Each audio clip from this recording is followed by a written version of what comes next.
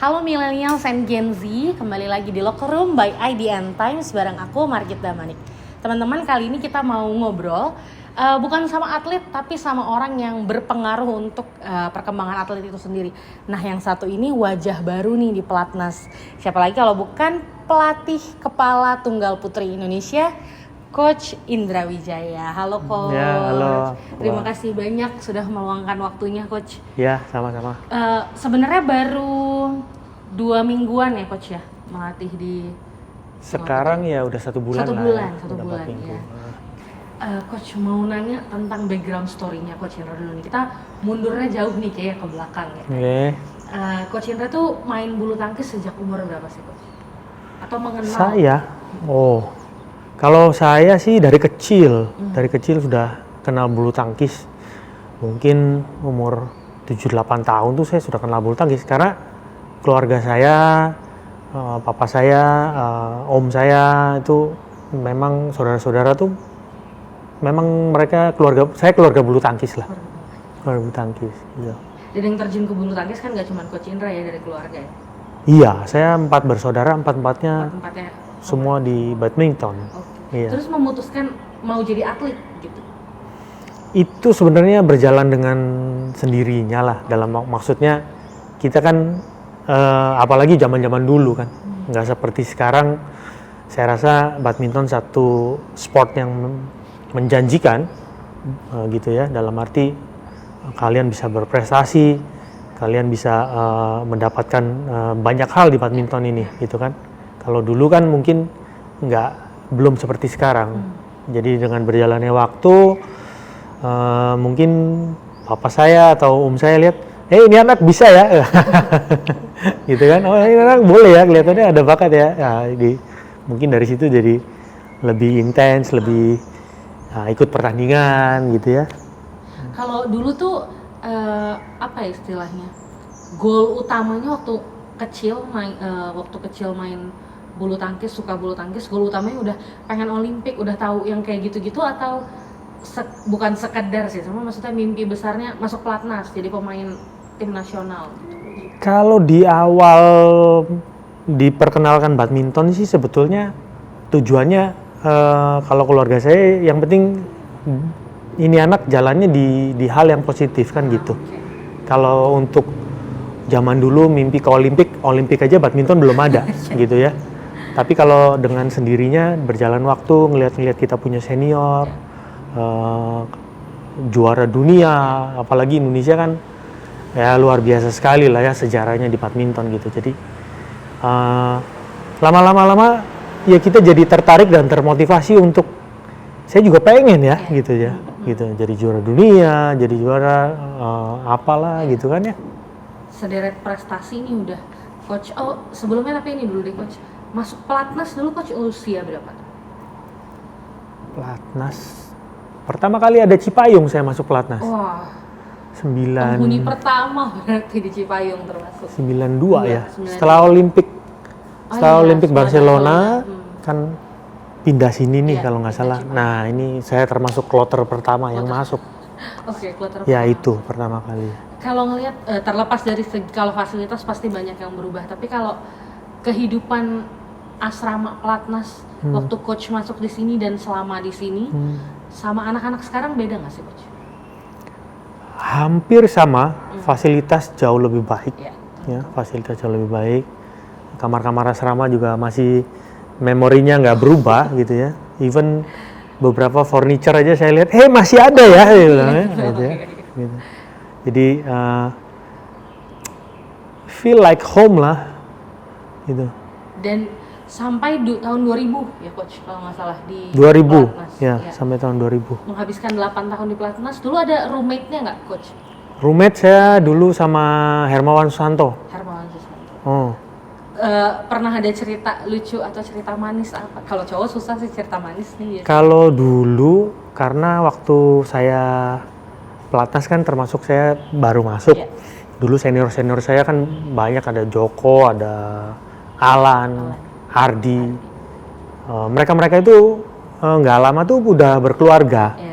Jadi kebanyakan mereka memang meninggalkan pelatnas? pulang, Pulang. ke nggak tinggal di pelatnas kalau malam. Jadi Jadi datang latihan aja gitu. datang latihan, istirahat siang palingnya. Kalau malam saya justru banyak sama teman-teman yang seumur saya gitu, Marlev lah. Kayak, Waktu itu ada Hendrawan, ada Tiongping, Haryanto Arbi misalnya gitu, yang stay di sini tiap malamnya gitu kan. kalau dari semua prestasi yang udah Coach Indra punya, yang paling membanggakan buat seorang Indra Wijaya itu apa sih? Kalau saya yang paling membanggakan, saya rasa salah satunya Thomas Cup 98. Bagi saya tim event lah yang lebih apa ya, gregetnya tuh beda gitu. Oh iya. Bukan individual ya Coach? Ya individual juga pasti gitu ya, individual juga ini. Tapi bagi saya yang paling berkesan dan paling apa ya, rasanya kok Indonesia banget gitu loh. Dan hawanya kita nih, Indonesia nih kalau bermain di Bergu, jangan main-main loh. Maksudnya ini yang kenapa kita bisa Thomas Cup berkali-kali misalnya, atau yang Bergu-Bergu tuh kenapa kita kuat gitu ya. Saya rasa kebersamaan, spirit, kebangsaan gitu ya, saling mendukung tuh luar biasa. Jadi menangnya menang bareng-bareng ya? Ya, menang bareng, kalah bareng lah kita. Kalah bareng kayak. Ya. Benar-benar. Oke. Kalau prestasi individu? Prestasi individu nggak terlalu banyak. Saya Malaysia Open final, juara di Poland, Singapura final sama Haryanto Arbi 97 ya. Ya, antaranya itu deh. Ya. Kalau dari Coach tadi cerita di Thomas Cup, itu kan kalau Thomas berarti yang turun 3 tunggal putra, Iya. dua ganda putra. Terus kalau sebagai penonton nih, atau kalau kita wartawan yang ngeliput gitu tuh, kalau udah dengar teriak Indonesia itu kan merinding sendiri. Iya dong. Kalau pemain tuh grogi, nervous juga. Oh enggak dong, justru kita malah saya rasa makin gila ya. Oh. Jadi supportnya, kita lihat aja deh Indonesia Open, mana ada sih crowd yang seperti di Indonesia, Ya, di benar. negara mana-mana. Nah, kalian juga tahu kan. Benar, Gitu. benar. Bahkan di negara lain supporter Indonesia tetap lebih berisik dari Iya, supporter berisik banget kan gitu. Berisik dalam arti yang positif bagus, lah ya. Iya benar. Tetap paling kenceng gitu. Iya, iya. Oke. Lalu tahun 2000 memutuskan untuk keluar dari pelatnas. Apa coach yang membuat seorang Indra Wijaya merasa 8 tahun cukup untuk tinggal di pelatnas? Karena kan terakhir kan di awal saya masuk kan udah mulai ada Olimpik tuh. Olimpik 1, Olimpik 2. Olimpik yang tahun 2000 tuh kesempatannya ada tuh sebetulnya untuk saya. Tapi waktu itu kan kuotanya kalau nggak salah cuma 2 ya. Yang masuk siapa ya? Hendrawan sama Hari kalau nggak salah. Kalau nggak salah ya. Nah itu kan kita berebut tuh masuk ke Olimpik sama seperti sekarang nih. Ya saya nggak masuk. Jadi saya pikir untuk next Olimpik lagi kayaknya susah lah ya. Jadi saya rasa 4 tahun kemudian gitu kan. Jadi saya cari pengalaman yang beda lah gitu. Mundur dari pelatnas tahun 2000, saya main di Singapura jadinya. Di Singapura sampai pensiun. Nah berarti, sorry coach, keluarnya sebelum Olimpiade 2000? Sebelum, jadi kan setelah rebutan kumpulin poin kan, kelihatan udah nggak masuk nih. Udah, jadi saya pikir, saya decide, ngobrol sama keluarga akhirnya udah saya decide untuk mundur dari pelatnas gitu. Ke Singapura, kenapa negaranya memilih Singapura coach? Karena pada saat itu Singapura boleh dibilang hampir nggak ada pemain topnya lah ya. Nggak ada pemain topnya dalam arti yang rankingnya cukup tinggi gitu ya. Belum. Jadi satu, negaranya dekat. Saya family juga kalau misalnya ditinggal, misalnya Sabtu Minggu saya misalnya itulah pertimbangannya gitu. Berarti dulu bukan tujuan ya, mungkin lebih ke pertimbangan terbesarnya adalah untuk kuota tadi, untuk Olimpiade tadi. pindah ke sini? Iya, karena saya ngelihat kan udah nggak mungkin lagi nih. Di sini kan udah ada yang baru-baru lagi, apa semuanya. 4 tahun kemudian juga kan umur saya waktu itu udah, saya rasa 4 tahun kemudian udah hampir 30-an gitu kan. Jadi kan harus decide, bikin satu keputusan lah, gitu. Karena dengan saya ke Singapura juga, saya masih warga negara Indonesia. Saya masih tetap warga negara Indonesia karena waktu itu peraturannya, nggak tahu kalau sekarang ya. Karena waktu itu peraturannya kamu bisa main di, misalnya saya di Singapura gitu, saya masih tetap Indonesia, open turnamen mana-mana saya bebas, mewakili Singapura tapi mewakili Singapura. Termasuk di Olimpiade? Nggak boleh di multi event. Gitu. Jadi saya bisa di open turnamen mana-mana, individual saya masih bisa main. Gitu ya. Nah, kan saya masih bisa berkarir di badminton sampai kurang lebih 3 tahunan di Singapura untuk individual. Nah, saya nggak ngambil citizenship untuk, bisa juga kalau waktu itu ikut Commonwealth misalnya, kan Singapura Commonwealth, atau mau ngejar Olimpik, next Olimpik. Tapi saya harus pindah warga negara kan gitu. Nah, itu saya nggak ambil. Berarti bisa dibilang tidak juga pindah untuk Olimpiade? Enggak. Berarti memang pengalamannya atau posisi turnamen buat mengejar turnamen itu? Kalau waktu itu saya ngambil untuk Olimpiade, saya harus saya harus pindah warga negara. Nah, itu saya nggak ambil. Pensiun di Singapura, lalu melatih pertama kali di Korea Selatan, betul Pak? Iya betul, di Korea Selatan. Tapi sebelumnya saya break dari badminton dulu tuh, berapa tahun? Nggak langsung? Nggak langsung, break dari badminton dulu, mungkin ada 6-7 tahun. Ada Chandra buka akademi kan, nah, saya ikut bantu di dia. Bantu di dia. Berjalannya waktu, Korea tuh nawarin saya. Dari langsung mau coach? Siapa yang nawarin coach? Tadi dari Haryanto Arbi. Ya, dari Arbi yang nawarin. Ada Korea tuh katanya, tim nasional katanya mau putra. Ya, mau tunggal putra, mau kamu ngelatih di sana. Saya bilang ini bener nih, saya bilang, karena saya nggak punya waktu itu, saya nggak punya pengalaman ngelatih di luar negeri. Kenapa Korea mau saya bilang. Jadi saya tanya balik ke Hari, saya bilang, Har, coba tanyain, make sure lagi, bener dia mau saya bilang. Karena saya nggak punya pengalaman luar negeri, kenapa Korea pilih saya gitu loh. Itu yang saya, jadi coba make sure lagi deh. Nggak, katanya, kamu mau nggak dulu katanya, dia bilang gitu. Kalau kamu mau tak tanyain lagi, jangan sampai nanti tanyain nanti kamu mundur lagi, gitu. Oke, saya bilang pikir dulu, saya bilang. Saya ngobrol dulu keluarga apa gitu kan. Gimana nih? Menarik juga ya, gitu loh. Karena nggak pernah ada kan pelatih Indonesia di Korea. Dan saya juga pengen tahu nih Korea nih seperti apa, pengalaman lah gitu. Akhirnya diputusin, oke, Har, mau? Oke, tak tanyain katanya. Iya bener katanya, mau katanya. Kapan kamu bisa berangkat? Waduh ya tunggu dulu, saya bilang jangan buru-buru. Kan masih banyak yang mau ditanyain tadi ya coach ya, nggak langsung oke. Iya bilang, kapan kamu berangkat? Ya tunggu dulu. Akhirnya waktu itu dari keputusan mungkin ada hampir 2 bulan kemudian kali baru berangkat gitu loh.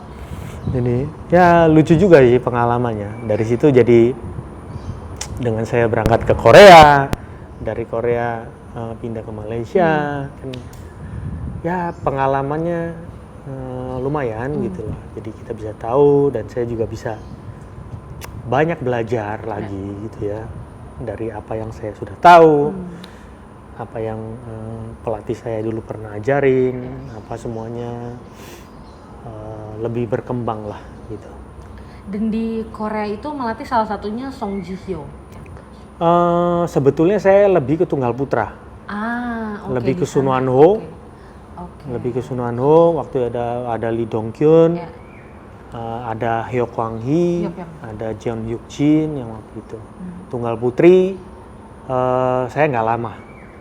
Saya nggak lama langsung ditarik ke Ke BAM. ke Tunggal Putra. Di waktu di masuknya sana. Tunggal Putri dulu. Ya, waktu di sana jadi saya nanganin putra putri gitu. Nah, masih mungkin mereka masih lihat atau bagaimana. Jadi setelah mereka ini langsung langsung berapa bulan diputusin nanganin yang utama Tunggal Putranya gitu. Lalu 2016 pindah ke BAM. Betul, 2016. Awalnya melatih sebutannya apa coach kalau nggak salah? Pratamanya lah gitu Iya, ya. backup Juniornya, player, backup player. Kalau di Malaysia backup player. Backup player. Salah satunya yang paling terkenal ya Lizija ya coach. Berarti langsung melatih Tunggal Putra di sana. Langsung Tunggal Putra backup player. Oke. Ya, jadi backup player waktu itu Lizija yang sekarang masih ada di BAM tuh Leong Junhao. Ya, yang lain udah banyak yang berhenti. Salah satunya ya mungkin yang banyak tahu ya Lizija lah ya. Lizija, ya. Itu apa coach yang menjadi pertimbangan mau pindah ke Malaysia dari Korea? Sebetulnya kalau pertimbangan itu saya lebih pada pertimbangan keluarga. Di Korea waktu itu 2 tahun lebih itu everything okay gitu, everything good. Cuma masalahnya saya nggak deket sama keluarga. Keluarga nggak dibawa ke sana? Nggak bisa. Ya, jadi 1 tahun, 2 tahun saya ada sih permintaan gitu, bisa nggak nih gitu.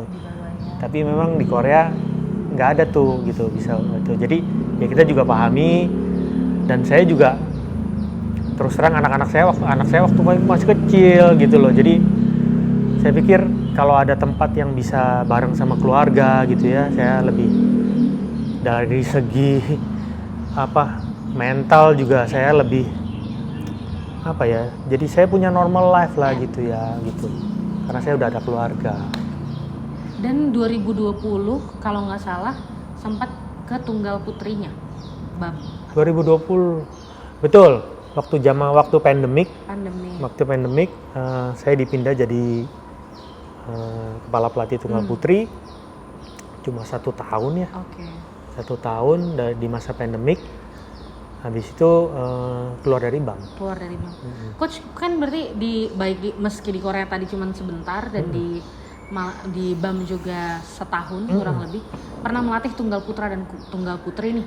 Lebih enjoy mana coach melatih? Karena pasti beda ya melatih Tunggal Putra. Di BAM tuh saya Tunggal Putra 5 tahun lebih. Terus di Putri setahun. Terus keluar terus yang sama Lizija 1 tahun itu. Putra sama Putri memang beda lah ya, Putra sama Putri.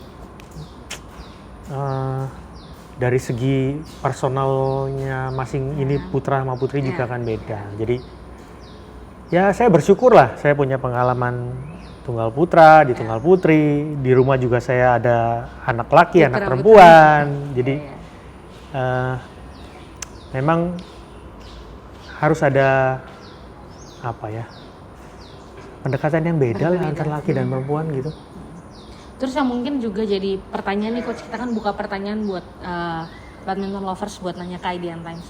Apa sih yang membuat akhirnya memutuskan kembali ke PBS? Akhirnya memutuskan kembali ke PBS sih. Menunggu berarti buat coach Indra kembali itu dari 2000 waktu keluar dari PBSI pertama kali sampai 2023 setelah 23 tahun. Iya. Kenapa lama ya? Iya, lama banget coach. Iya kan saya juga kan perlu pengalaman. PBSI juga kan punya pelatih-pelatih yang berpengalaman. Ya istilahnya saya nimba ilmu dulu lah ya, pengalaman apa semuanya. Kalau istilahnya waktu saya ngelatih di Korea, di Malaysia, keinginan ngelatih di PBSI, saya rasa jiwa saya tuh rasanya pengen gitu loh. Pengen dalam arti seperti yang saya sudah sampaikan, saya bisa kok gitu, misalnya kasih hasil ke pemain-pemain. Ya saya as a profesional saya harus kasih yang terbaik gitu. Ternyata bisa kok gitu. Saya tunjukkan gitu kan, ini perlu satu even sebagai pelatih juga harus pembuktian. Iya, pembuktian dong. Pembuktian dong. Nah, kita buktiin ya, saya harus membuktikan gitu. Di Korea, di Malaysia profesional kemarin. Dari situ kan mungkin pelan-pelan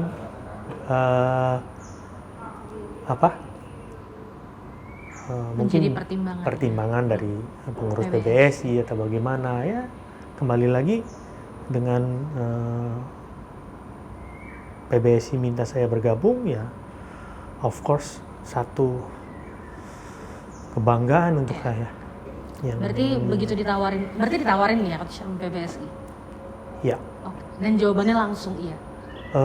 Ya saya sempat kemarin pertama-tama ketemu dengan Pak Alex panggil saya, ya kita ngobrol lah, ngobrol, ya saya minta waktu juga sama Pak Alex gitu, karena keputusannya saya perlu waktu lah gitu. Dan waktu ditawarin langsung tunggal putri coach? Oh enggak, waktu itu kan belum ada pembicaraan, karena waktu itu kan mereka kan dalam tahap rekonstruksi ya. Itu lagi kan ya, yang susunannya ya. Lagi gitu. Jadi bulan Maret lah, akhir Maret menjelang akhir Februari ya. Oh, tahun ini. Tahun ini. Oke. Tahun ini. Jadi pembicaraan saya dengan PBSI nggak lama gitu ya, nggak lama. Maksudnya bukan dari tahun lalu sudah ini enggak. Dari awal-awal tahun sudah dipanggil, tapi saya bilang saya perlu pertimbangan Pak, saya perlu waktu Pak Alex juga sampaikan, oke, ya, kita tunggu katanya. Kepastiannya nanti kamu kapan siap kamu kabarin kita gitu kan. Jadi dengan berjalannya waktu sampai akhirnya akhir Februari, setelah saya bincang, ngobrol apa semuanya, akhirnya ya kita putuskan untuk bergabung. Saat memutuskan bergabung udah tahu tunggal putri tugasnya? Iya. Oke. Karena di akhir Februari itu begitu saya ketemu lagi, last meeting tuh waktu itu, oke, kita sudah ini, posisi kamu di sini gitu. Dan langsung kepala pelatih ya coach? Iya. Pelatih kepala bukan kepala pelatih ya, oke. Ngomongin tunggal putri nih coach, ini tuh pasti bukan tugas yang mudah ya untuk menjadi pelatih kepala di tunggal putri Platnas gitu, karena seperti yang kita tahu dari segi prestasi juga mungkin dibilangnya bukan nggak bagus, tapi belum konsisten gitu, tidak seperti sektor yang lain. Dari segi regenerasi juga rasa-rasanya tiap tahun selalu menjadi pertanyaan gitu. Dan apa ya coach, bintangnya gitu belum ada satu, karena kayaknya melulu yang menjadi pertanyaan kapan ada Susi Susanti selanjutnya. Susi kan agak jauh ya ke belakang banget gitu berarti. Kalau coach melihat tunggal putri Platnas seperti apa sih coach? Tunggal putri Platnas ya. Kalau saya lihat yang saya anak-anak saya sekarang yang di bawah Pratama, sekarang PBSI ini dalam tahap proses yang saya bilang cukup berani gitu, dalam arti ambil pemain-pemain yang masih 16 tahun, 17 tahun, dan itu butuh pembinaan, perlu waktu loh. Jangan dianggap masuk Platnas terus sebentar bisa jadi juara apa loh, bukan loh. Ini ya betul, anak-anak ini diambil di Platnas, tapi mereka perlu waktu untuk matang. Dan yang harus diingat juga, setiap orang kematangannya ini berbeda-beda.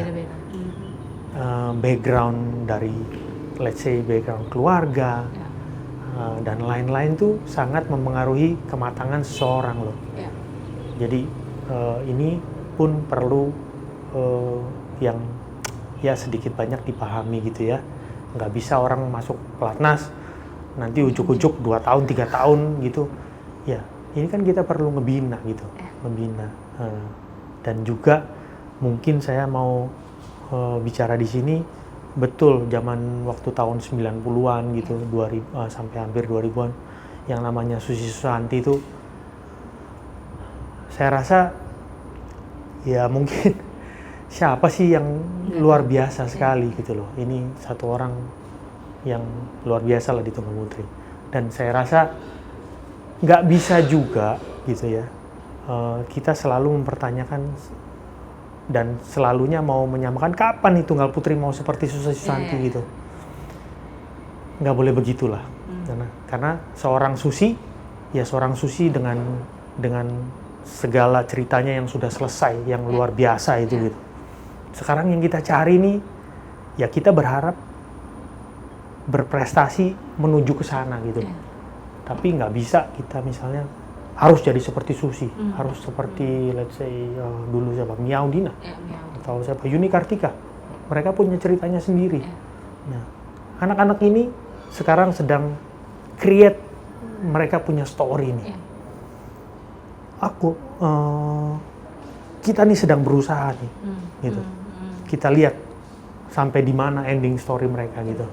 Dan kita berusaha memang untuk karena ini pelatnas nasional nih, kita bicaranya internasional nih, gitu. Kita berusaha untuk yang terbaik nih, gitu. Nah ini nyambung nih coach sama pertanyaan warganet ceritanya. Ngelihat perkembangan tunggal putri sekarang, kira-kira berapa lama lagi kita bisa melihat tunggal putri Indonesia naik podium? Nggak spesifik nih coach naik podium turnamen level apa ya? Ya, sekarang kan di tunggal putri yang sekarang nih level turnamennya nih ngacak-ngacak nih, ngacak-ngacak. Grego di level Super Series, putri dalam tahap mengejar ke level Super Series. Yang di bawah-bawahnya lagi baru bisa di level 300, itu pun masih kadang reserve loh, reserve. Jadi kesulitannya dalam satu minggu kalau ada 2 turnamen, satu 300, satu misalnya 100, atau ada challenge, nggak bisa tuh kita masuk di satu nama di 3 turnamen di 1 minggu, itu nggak bisa. Harus pilih. Jadi untuk dapetin poin gede, pastinya kita mau coba yang 300. Tapi begitu list of name-nya keluar, kalau jadinya reserve, pun kita rugi. Poin nggak dapet, turnamen nggak jadi. Nah ini kesulitan-kesulitan untuk anak-anak yang ngejar ranking di bawah nih, ada kesulitan tersendiri nih, gitu. Belum lagi sekarang sih turnamen udah mulai ngebuka nih, jadi turnamen udah mulai banyak nih. Jadi turnamen-turnamen International Series, IS, IC Challenge, 100 yang ikut juga bukan main-main, maksudnya kadang-kadang yang atas-atas yang ini juga pada turun ke bawah karena turnamen nggak ada waktu itu, so mereka untuk ngejar poin. Jadi anak-anak ini pastinya jam terbang yang perlu mereka kejar juga gitu ya. Bukan hanya pertandingan-pertandingan aja, yang sekarang kita mau cari dalam setiap pertandingan tuh apa yang kamu dapat. Jadi minimal meskipun kalian belum bisa berbicara terlalu banyak, tapi at least kalian bisa nunjukin bahwa kalian ini ada nih, gitu loh. Jadi orang ngelihat kamu nih, jangan orang ngelihat kamu si A begini, oh nggak apa-apa ini main sama dia masih belum masalah gitu ya. Nggak begitu gitu. Jadi kalian harus ada pride-nya, harus punya satu pride itu apa ya? Jadi punya satu pride gitu ya, kebanggaan diri sendiri bahwa saya main nih nggak mau kalah nih gitu. Tunjukin. Jadi orang juga ngelihat gitu. Jadi even kamu kalah pada saat itu, tapi orang sedikitnya melek bahwa ada kamu ya. Next time harus hati-hati loh. Gitu. Bukan lawan yang mudah ya. Ya, itu dulu. Nah itu aja masih kadang-kadang pemain-pemain kita, kalau saya lihat nih ya, masih penampilannya masih ada sedikit yang malu-malu, masih kurang ini. Nggak boleh. Ya, nggak boleh. Kamu masuk ke lapangan, ya harus kamu bawa itu confident. Gitu. Harus tunjukin. Nah itu yang ya harus berubah. harus berubah. Bisakah dibilang berarti seorang Indra Wijaya menangani tunggal putri sekarang mau menciptakan petarung-petarung baru? Ya harus ya, harus. Kan gitu, siapa, apalagi kita di tunggal, siapa yang mau nolong kamu? Gitu kan? Nggak bisa ada yang Nggak backup ada. ya? Even kita di belakang pun, kita hanya bisa nolong dari segi, ya kan, sedikit banyak kita nolong. Tapi di dalam lapangan, kamu tuh sendiri loh. Nggak ada yang bisa nolong kamu. Jadi kamu harus belajar berjuang sendiri. Gitu. Ini ada pertanyaan lagi nih coach dari warganet. Tunggal putri sering dibilang manja. Kalau latihan memang benar seperti itu kah coach? Enggak juga. Enggak. Kalau dibilang di latihan manja, apa misalnya nawar-nawar, oh nggak bisa gitu. Dan juga saya lihat mereka nggak nawar kok. Mereka apa yang selama ini sebulan ini saya jalanin, mereka jalanin kok. Gitu. Meskipun susah payah apa mereka jalanin. Kalau dibilang dari segi manja apa dan lain-lain, lebih pada yang tadi saya bilang, mungkin mereka belum paham betul atau mereka belum dapat satu kepercayaan diri yang cukup untuk terjun di satu turnamen dan dia mau harus menunjukkan sesuatu tuh, gitu. Oke. Dan kalau yang bukan paling dekat sih, mungkin yang terbesar yang akan dikejar kan pasti Olimpik nih coach. Iya. Jatahnya per negara itu per sektor 2. Betul. Kalau coach sendiri melihatnya optimistis nggak Indonesia akan mengirim wakil buat Olimpiade? Wakil di Olimpiade kan jatahnya satu negara kan satu itu kemungkinan pasti. Ya. Seperti sekarang posisi Grego itu kan kemungkinan untuk main di Olimpik itu kan sangat besar. Kalau putri dan yang lain-lain nih, mungkin kalau yang paling dekat rankingnya sekarang kan putri. Ya. Mereka ini ya harus ngejar sampai di 16 besar kalau nggak salah ya. 16 besar baru bisa kita ada jatah 2 kan. Nah untuk putri kesempatannya terbuka. Dan untuk misalnya di bawah dia ada Komang lah atau apa. Bisa, bukan nggak bisa gitu ya. Tapi kerja yang ekstra keras dan untuk mencapai di level 16 besar tuh nggak mudah. Dan ini yang anak-anak nih paham loh, gitu ya. Jadi kalian jangan hanya mau ya, tapi ada upayanya ya, Pak? Upaya dan hari-hari cara kalian berlatih apa. Bukan menunjukkan kalian mau ngejar ke sana, kan? Kamu hanya ngomong aja, gitu. Tunjukin dong, gitu. Dimulai dari latihan, nggak cuma di pertandingan. Dong, gitu. Sebenarnya kalau dari Coach Indra sendiri melihat meski baru sebulan nih Coach bergabung di PBSI, apa sih yang paling harus dirubah dari tunggal putri kita? Ya, kurang lebihnya seperti yang tadi saya sudah explain lah ya, dari sikap mental, dari cara dia menyikapi latihan hari-hari, gimana caranya dia atur makan, istirahat, itu semuanya satu kesatuan yang kompleks. As a athlete gitu ya, yang kalian harus rawat. Nggak bisa kalian latihan mati-matian gitu ya, bagus latihan setengah mati, tapi paling simpelnya aja, kalian nggak mau stretching, nggak bisa. Atau kalian makannya yang bukan dokter gizi yang sembarangan gitu, nggak bisa. Jadi nggak gampang jadi seorang atlet yang profesional dan berdedikasi, betul-betul fokus untuk tujuan apa yang dia mau gitu.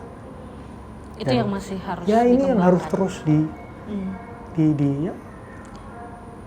ngobrol, kasih tahu gitu. Pendekatan ke tunggal putri itu kan pasti banyak personalnya ya Coach. Susah nggak sih Coach untuk meng-approach mereka buat terbuka gitu sama pelatihnya? Nggak gampang.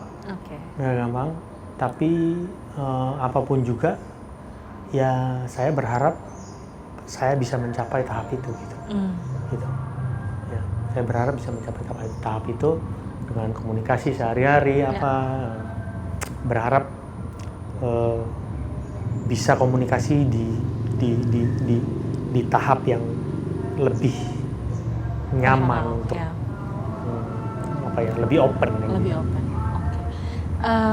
Ada juga nih coach yang nanya sosok, mungkin sebenarnya pertanyaannya harusnya ke atletnya ya. Coach Indra tuh sosok pelatih seperti apa sih? Karena kalau kata dia sudah pernah dengar cerita nih ingin menjadi pelatih sehebat Mr. Tong Sin Fu. Pelatihnya Coach Indra dulu. Yeah. Sebenarnya apa sih yang Coach Indra contoh gitu dari pelatih coach dulu? Mungkin pertanyaannya nanti kalian harus tanya ke anak-anak. Iya. Silakan aja, saya terbuka aja. Tapi kalau saya pengen jadi pelatih, karena mentor saya itu Tong Sin Fu, yes. Karena bagi saya dia satu orang yang banyak merubah cara berpikir saya, mungkin dari dalam lapangan, di luar lapangan, gitu ya. Ya terus terang memang dia salah satu orang yang sangat berpengaruh dalam perjalanan hidup saya. Gitu. Dan untuk karir di kepelatihan, pastinya mungkin sudah banyak yang tahu kiprahnya Tong gitu ya, sejauh mana ya. Saya bilang salah satu pelatih yang luar biasa ya. Saya termasuk yang intens, komunikasi, dan sangat banyak lah yang masukan yang dia bagi ke saya gitu. Dan saya terima kasih udah bisa dapat ilmunya. Apakah dia kalau buat Coach Indra, sosok mentor Coach Indra itu Mr. Tong seperti mentor atau father figure atau best friend atau seperti apa gitu? Dia all in. All in, wow. Ya, that's why seperti cerita saya tadi saya sampaikan, kedekatan saya terhadap atlet, saya mau mencapai komunikasi yang lebih semuanya, yaitu cara saya. Karena kita sebagai pelatih nggak bisa juga hanya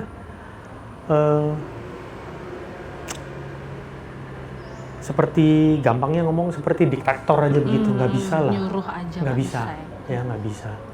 Anak-anak zaman sekarang apalagi, ya kan, kalian tahu lah zaman milenial sekarang,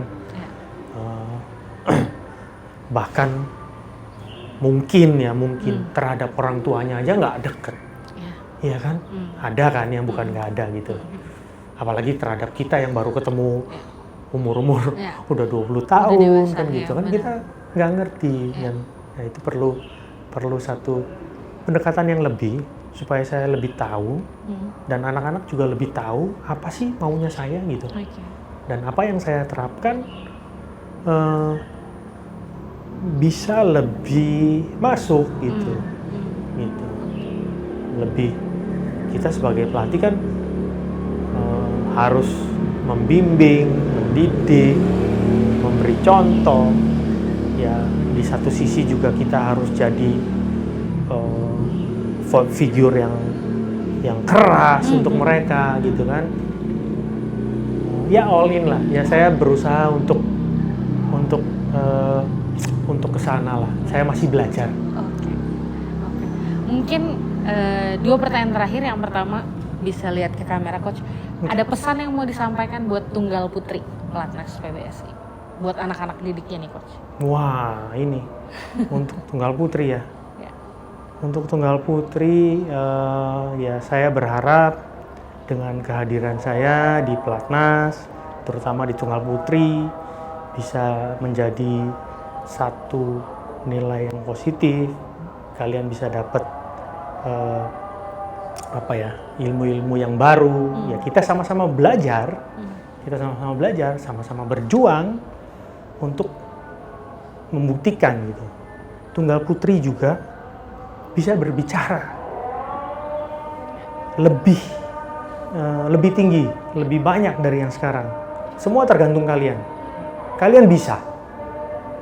dan kalian harus buktikan. Oke. Buat menjadi pertanyaan akhir membungkus semuanya nih coach. Setelah 23 tahun kembali ke pelatnas, are you happy? Happy. Happy. Dan so far dengan perjalanan anak-anak nih, pertandingan udah berapa kali saya lihat anak-anak, meskipun saya belum sempat mendampingi, tapi sedikit banyak saya merasa lebih optimis. Ternyata kalian bisa. Oke. Berarti yang dibutuhkan waktu untuk Ya. menunjukkan lebih banyak dari yang sebenarnya mereka mampu ya. Ya. Oke, siap. Terima kasih banyak Coach Indra untuk Ya. waktunya. Semoga lancar semua yang direncanakan bersama Tunggal Putri. Amin. Pasti kita tunggu prestasi-prestasi selanjutnya. Semoga semakin maju lagi Tunggal Putrinya bersama Coach Indra. Saya berharap yang sama. Terima kasih juga buat millennials dan Gen Z yang sudah nonton. Jangan lupa saksikan Locker Room selanjutnya hanya di IDN Times. Terima kasih.